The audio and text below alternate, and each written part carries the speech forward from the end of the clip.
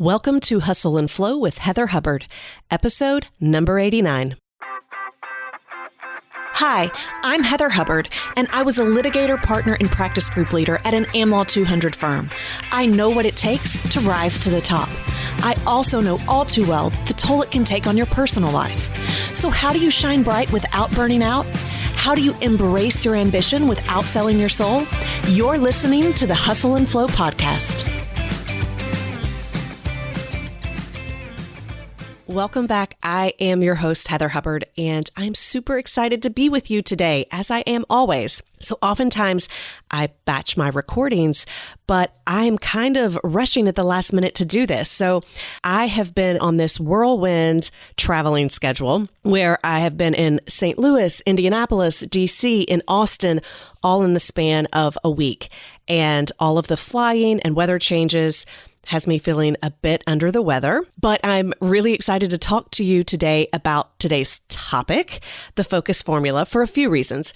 One, I just got back from my mastermind. So that's what I was doing in Austin. I was with the mastermind that I participate in, and that was the first time that we all got together. That program started September 1, and so it's always just so nice to get in a room and meet everyone in person from all over the world. We even had a few from Europe. So that was a lot of fun. And we had a lot of discussions there around focusing. And for me, that's just what I do. And it just is second nature. And I often forget that for many people, they struggle with that. And so many people were asking questions of those of us who really are into, focus and goals and time management and productivity. And so I thought, let's cover it again today.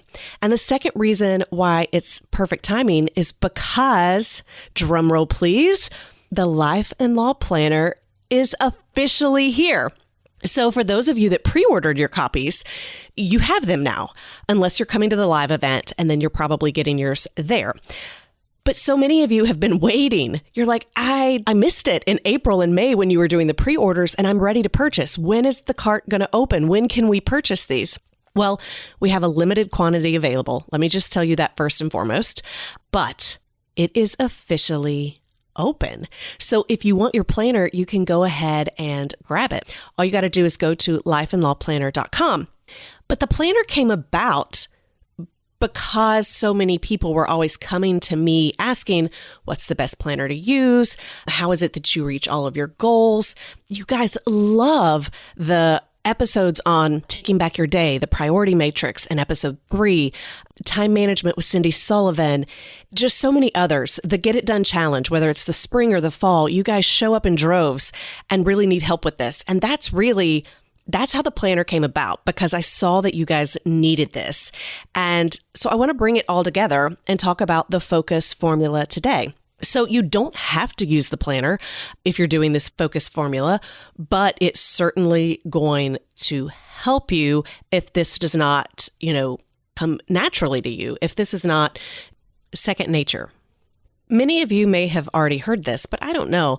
I want to share a little bit about my background, and for the complete story, you can always go back to episode number 1, where I kind of share my journey about how I got where I am. But one of the things that I used to share a lot when I first started the business, but I don't share too much anymore, mostly because I think we get tired of our own stories. But I do think it's helpful in just understanding how long I've been doing this. So I am very determined and I'm very stubborn. And those are the traits that I often attribute to my success. But if I really drill down and look at what made me successful, it's really this focus formula. So this is, what I've been doing for a really long time. And it really starts with that story I told you all in episode 1 about me wanting to become a lawyer when I was in the 3rd grade. So once I made that decision, I never took my eyes off the prize. I mean, that's what I was going to do. And it may not seem like a big deal that I actually became an attorney, but it is in the sense that that's not my background. I did not know any attorneys growing up. I didn't really even know what that looked like and didn't know if that was possible for me. In my small hometown, few people go to college, and those that do go to college in the city that we live in, which again is a small town, And then that's the end of it. To then go on to graduate school is really rare. So that was part of my just being really focused on achieving that, even though I had no idea how to do it or what it looked like. When I was in high school, I knew that I wanted to not be in that small town for college. And so I wanted to go elsewhere. Now, I didn't go too far because it's still my worldview. It's where I was.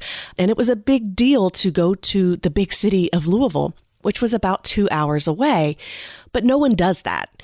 And there are also these rivalries in Kentucky, UK, U of L. And we're from the UK region. So it just was not heard of that someone from a small town would go to Louisville. Louisville was very much at that time considered like a commuter school for the Louisville metro region. But I saw that it provided me more potential and really an ability to step out. And so I was told over and over again that that would not be possible. And I made that my focus. And not only did I get in, I got a full ride. And in the admissions office, they had a letter from me where I basically said I was even going to their law school. Like I had already admitted myself to their law school. Of course, once I got there, I was like, actually, I've got bigger dreams, bigger ideas. Not that there's anything wrong with the U of L law school, but it was bigger for me.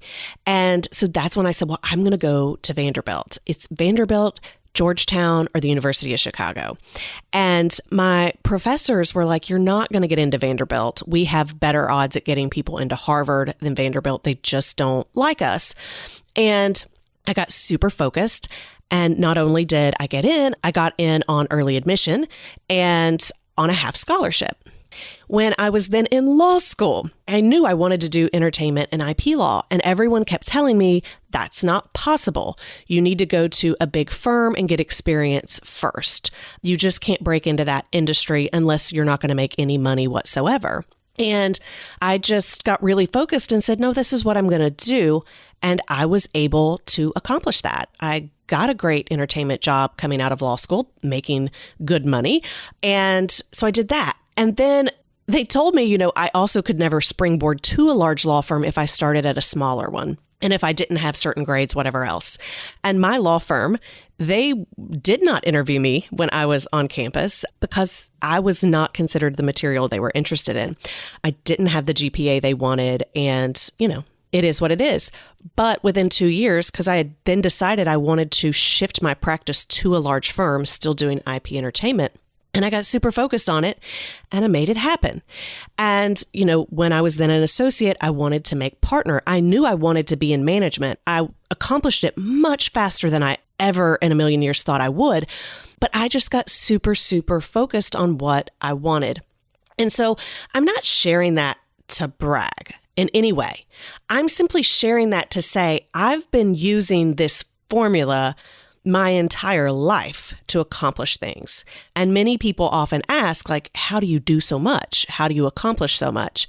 And that really is my secret. My secret is just that I'm really, really focused. And so I want to share with you what that looks like, because the other piece to that is, I get pulled in a million different directions. I have a tendency to want to multitask. I'm a very impatient person, so I like to go a million miles a minute. And what that often means is I too see squirrels. I too see bright, shiny objects.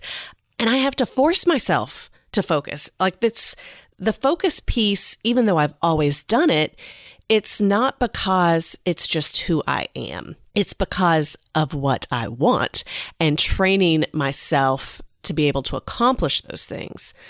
So that's really what I want to share with you today is how I've been able to do that, because my belief is that if I can do it, anyone can do it.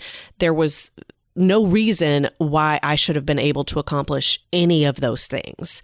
I've never been the smartest kid. I definitely have not been the most connected kid. So let's talk about it. I want to share it with you if you too have some hopes and dreams and goals that you'd like to accomplish, or maybe you're just like, I just don't want to be overwhelmed all the time. I'd like to focus on my priorities occasionally. This is going to help you too.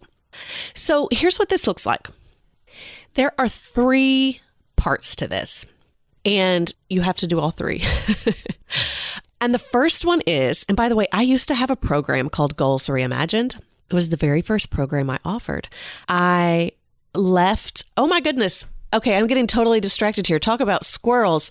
Guys, this is my 4-year anniversary.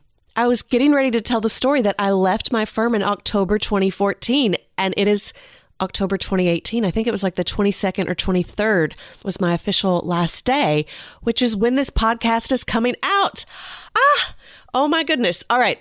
I'm so sorry. See, I told you bright, shiny objects, but how exciting is that? 4 years. All right. So 4 years ago, when I quit my firm, I basically, well, let's not even talk about what anything looked like. I emailed people. I posted on LinkedIn. I created this like dummy landing page where people could just give me their email. That was in November. In December, I did a free phone call. And then in January, we did Goals Reimagined. It was my very first program, and it was all by telephone, not very high tech at all. And that's really where I started with this. And I've really, over the last 4 years, based on working with others, really honed in what this looks like and how it can help others in a way that makes sense for them, not just me. But this is totally Goals Reimagined. I mean, we went through a lot more stuff than a small podcast, but it's the concept. So number one is you have to want it. You have to know what you want and why you want it. So oftentimes we'll set a goal or we'll say we want something, but we don't really want it, not deep inside. Or we want it, but we don't want to take the steps to make it happen. And I often refer to my nutrition and exercise as the thing that I always say I want. Like, I want to look a certain way. I want to eat a certain way. I want to exercise a certain way in my own mind because I want to be healthier. And quite frankly, it's just I'm vain. So there's that. But I don't actually want to put in the effort to get those results. So I don't want it bad enough, right? Like, you have to want the results bad enough that you're willing to put in the effort to get it. And that's where so many people get tripped up at the very beginning, is they say they want something, but not bad enough to actually put forth the effort. And so I always say, as opposed to constantly having these goals that you never reach because you don't actually want them bad enough, don't set them to begin with.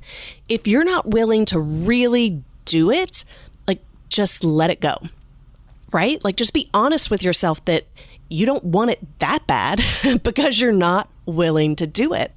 So that's the first step. You've got to get clear on, how bad do I want this? And what sacrifices am I willing to make in order to make it happen? Okay.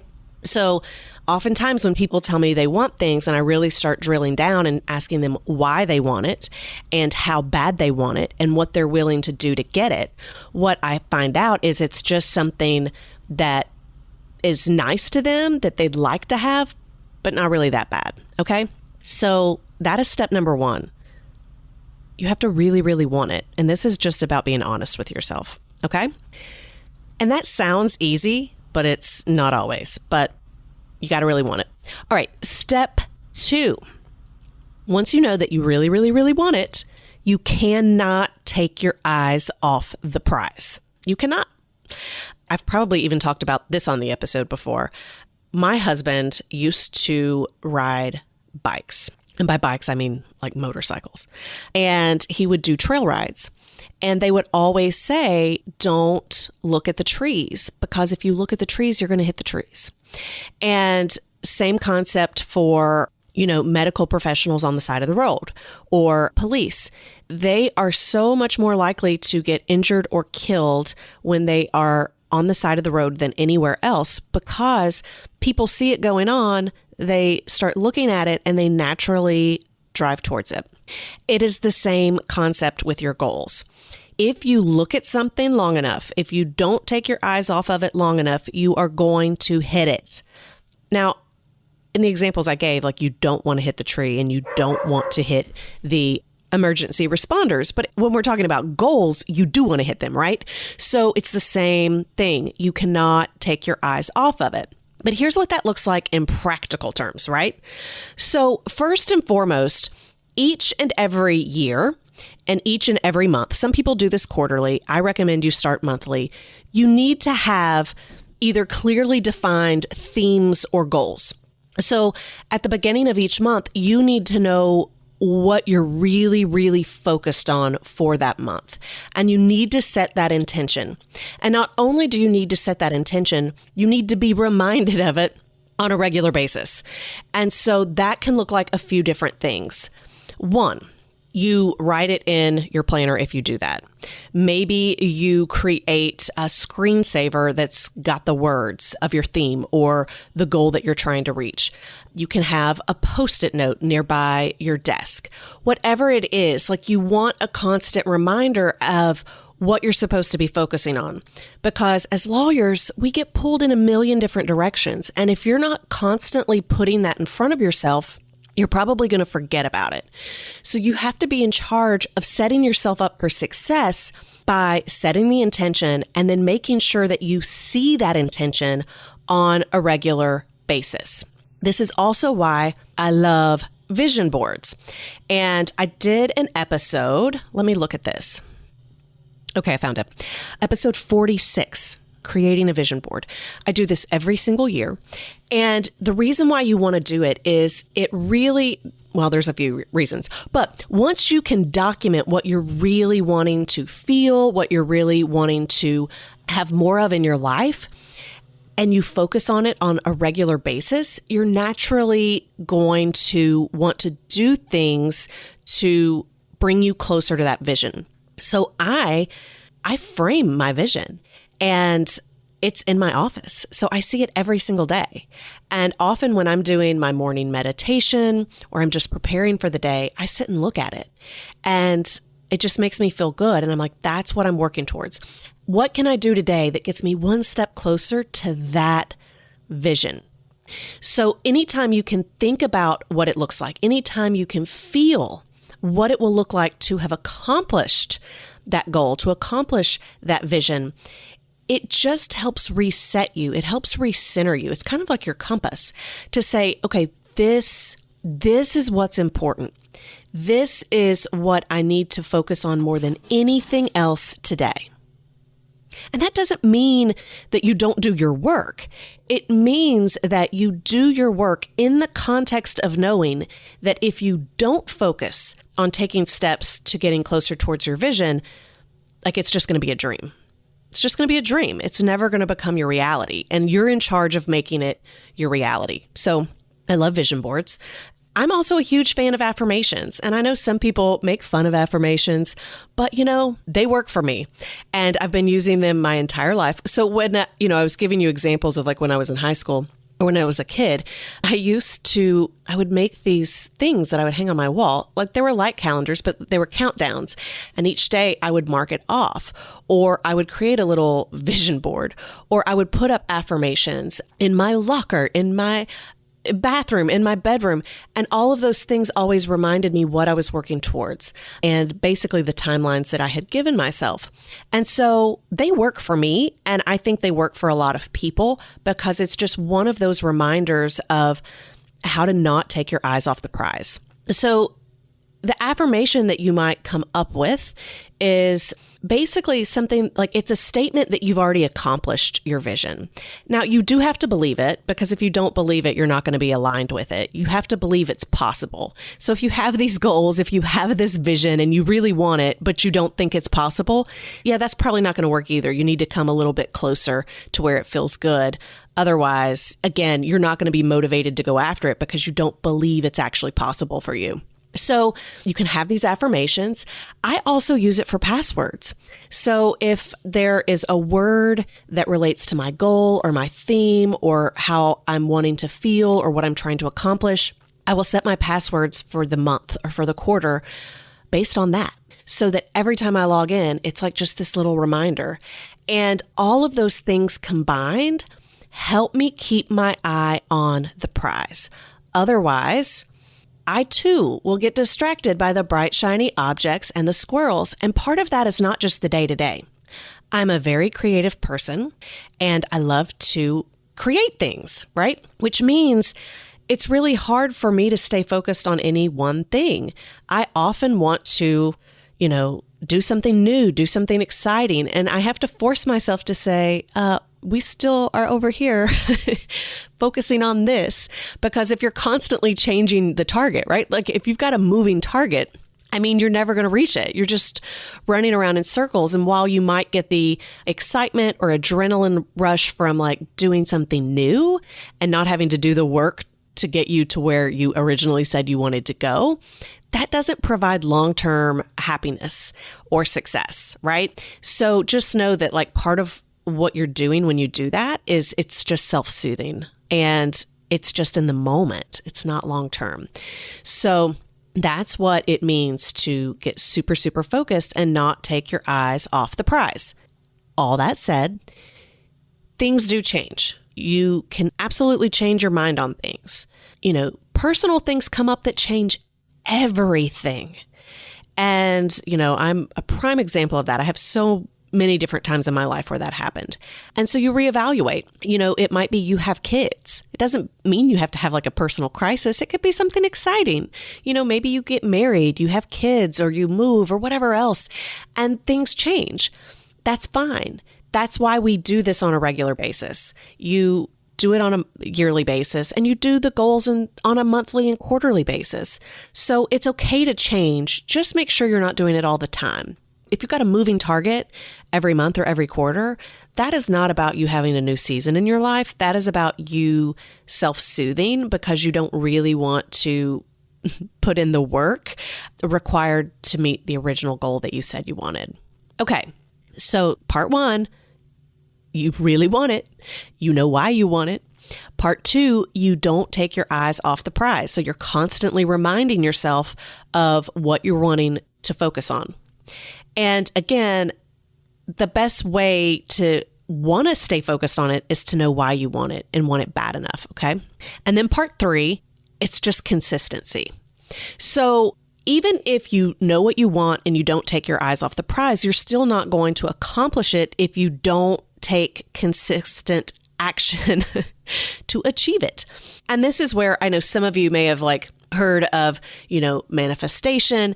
And I totally believe in you attract what you want in your life by being really positive, having high vibes, creating your own reality. I do believe that. You guys might think I'm crazy, but I do genuinely believe that.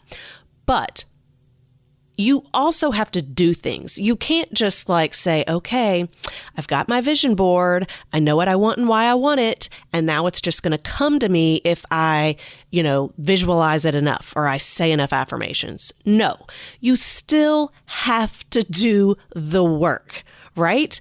But you can fast track it if you've got parts 1 and 2. Okay. So you can be consistent all day long and probably achieve goals, but not as fast. And they're probably not what you really want. You're just going after the next thing that you think you should be. So here's what the consistency piece looks like. And this is, by the way, where the planner comes in. Although the planner comes in on the not taking your eyes off the prize too. This is where you have to make things a priority. And if you leave it up to us on our own to make things a priority, it's not going to happen. If you already do that, great. You don't need a planner. But I don't know anyone that just does that because we've got so many different things going on and we're pulled in so many different directions that we never just wake up and say, okay, I'm going to make my priorities a priority today. We generally put ourselves last. And I'm not just talking about self-care. If it's something we want, if it's a goal, even if it's professional, we still tend to put it last because we are 1, service-based professionals, which means we are serving others. And 2, I think a lot of us are actually wired to give, especially women. We are givers. And so when we've got a million things to do, we put our stuff last. And that's where the consistency and the planning and focusing on priorities can really help shift you so that you do focus on what you want because you know where that's going to get you, which is, a happier, more fulfilled life. So the consistency piece is you really are each month identifying how much time you have available, what are your goals, what are your themes, and what's going to get you closer to what you want. And so in the planner, we have the monthly spreadsheet. And then each and every week, you sit down, you remind yourself of what that monthly goal is, and then you say, well, what can I do this week based on my time, my schedule, that's going to get me one step closer? And you document that for the week. That's why in the planner, we have a weekly page. And then, because again, this is about consistency, you can't just do it occasionally. Each and every day, you look at your weekly and you say, what on my priority list for the week can I focus on today? And, maybe it's not every single day, but taking the time to ask yourself, is there something I can do today or that I want to do today that's going to help me achieve that weekly goal, makes it far easier. So if you just have an annual goal or you just have a monthly goal and you're not looking at things weekly or daily, they're going to pass you by because of the squirrels and because of just the busyness of life and your tendency to put yourself last. Okay. So this is a habit that you're going to have to create and nurture, but the planner is set up where, like, if you've got it on your desk, and that's how I do these, if you've got it on your desk all the time, and that is your guiding principle for your day, it's not your electronic calendar. I do not use it as a substitute, but it's what I'm focusing on that day. And so every time I turn a page, I know exactly what I need to be doing. And that helps with the habit piece. If I turn the page and it's got my monthly spreadsheet, then I know it's time to fill that out. When I turn the page and it's got my weekly project list, I know it's time for me to fill that out. And each day when I turn it, I know that's what I got to fill out. So I really did try to create the planner in a way that helped you be consistent, to naturally be able to start to build this habit and to not take your eye off the prize. So it really is a way to hold your hand to help you accomplish what you want, to have that vision. If you want it bad enough, you totally can. So that's it. I mean, those are the 3 parts. And that's what I use. It's what I've always used to accomplish, some really big, crazy dreams for, a small town girl from Kentucky. So I hope that serves you. I cannot wait for everyone to be able to use this planner. It is a 2019 planner, so you technically won't start using it until January 1, but I do have undated templates and I want to give those to you for free. So if you want to test this system out, if you want to go ahead and start practicing it now, we're about to be at November. So this is a great time to download it and prep it for the next 2 months. And then if you go ahead and order your planner, you'll have that by January 1. And just a heads up, we did not, because this is our first run, we did not order, a lot because I don't want to be sitting on inventory. Which means if you wait until the end of December or beginning of January to buy your planner, you probably ain't going to get one. Okay. All right. And for the grammar police, I know ain't's not a word. Okay. Here's how you can grab the free planner. You just want to go to hustleandflowpodcast.com/89. And we'll put a link in there. You can download the templates and start trying them out. And I highly recommend that you order the planner. Get focused on what you want. Go accomplish your goals because it's worth it. Life is way too short not to really go after what you want. So that is it for today. Thank you so much for joining me, and I look forward to talking soon. I am super excited to announce that the Life and Law Planner is officially here. It is more than just a calendar. It is a full planning system. If you want to take back your days, your weeks, your months, and your year, order your planner now. It will completely change your life and help you accomplish your biggest goals. There's only a limited quantity available, so go to lifeandlawplanner.com and order yours today.